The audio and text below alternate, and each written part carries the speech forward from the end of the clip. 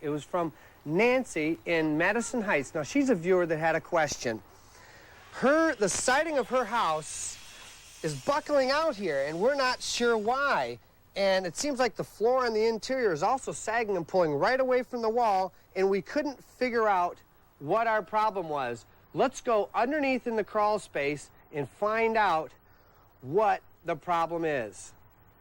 Coming down in the crawl space here at Miss Nancy's, what I'm discovering is the way that they constructed this house was maybe not the best. On the block wall right here, you can see we have the joist sitting right on the block wall. Usually there's a wood plate up there.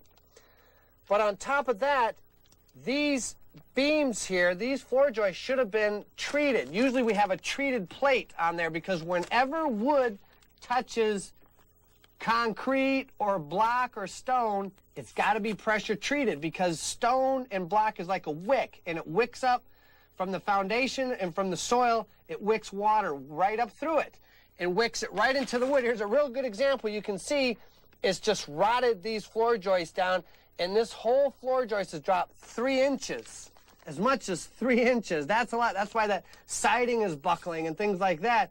Maybe the technology back 30 years ago when this was built, they weren't into it, and it was something that they should have done. So what we're going to do to help her out, we're getting a jack. We got our car jack down in here. We've got a little piece of wood on top of it so that we can lift 4 or 5 joists at a time.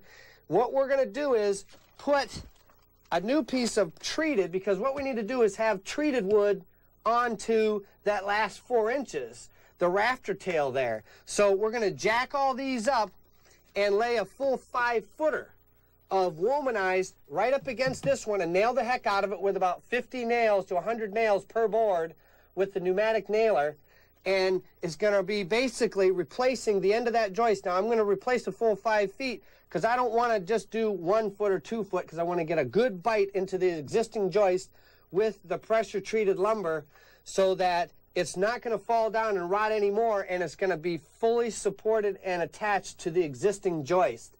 That's what she's going to need. You can just imagine all the types of questions that we get through letters and email through this address. I really appreciate you sending out these questions, and we're trying to get to them one at a time to help improve the neighborhood. For the Newsbeat Saturday, I'm Dale Cranston. Boy, that's a job. If you have a question for Dale, send it to WDIV 550 West Lafayette, Detroit 48226. I have never even jacked up my car. I cannot imagine jacking up my